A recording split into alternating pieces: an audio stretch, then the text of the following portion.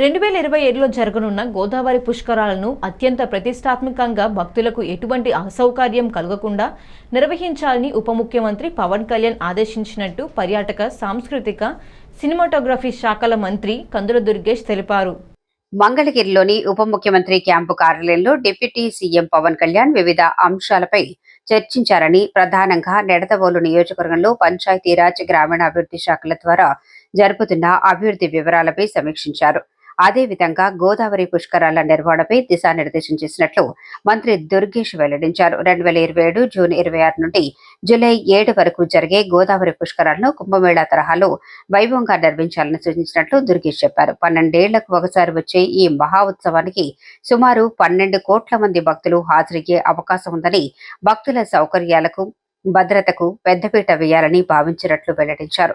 నిడదవోలు అభివృద్ధికి సహకరిస్తున్నందుకు డిప్యూటీ సీఎంకి మంత్రి దుర్గేష్ ధన్యవాదాలు తెలిపారు.